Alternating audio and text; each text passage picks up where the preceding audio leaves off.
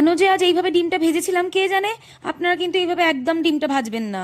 ওই একটু লবণ, গোলমরিচ, রসুন আর গুঁড়ো দুধ, চিলি ফ্লেক্স আর চিজ দিয়ে ভাজলে যে সেটা এতটা সফট আর ক্রিমি হয়, একবার বানিয়ে খেলে আপনারা পাগল হয়ে যেতে পারেন। তাই বলছি বেশি বানানোর চেষ্টা করবেন না, পাগল টাগল যদি হয়ে যান। আমি তো পাগলই হয়ে গেছিলাম। তার উপরে আবার বাটার দিয়ে ভেজেছিলাম। তাহলে চলুন, ঝিনুকের রান্নাবাড়ি চ্যানেলে সকলকে স্বাগত জানাই। আজকের রেসিপি বাটার গার্লিক এগ। ডিমগুলো ভেজে তুলে নেওয়ার পর আমি ওই প্যানে আরো একটু বাটার দিয়েছিলাম, বেশি করে রসুন কুচিও দিয়েছিলাম, 2 চামচ আটা দিয়েছিলাম, সামান্য হোয়াইট সস বানানোর জন্য দুধের পরিবর্তে জল দিয়েছিলাম। আমি দুধ টুধ ভিজে খুঁজে পাইনি, তাই জলই দিয়ে দিয়েছিলাম।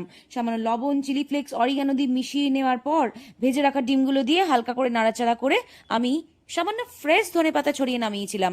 ব্যাস, আর কিচ্ছু দিতে লাগে না, এটাই অপূর্ব খেতে লাগে। সামান্য সাদা তিলও আমি ওপর থেকে সার্ভ করেছিলাম। ব্যাস, দারুণ খেতে লাগছিল।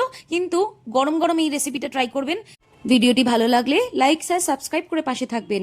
সবাইকে তাহলে টাটা।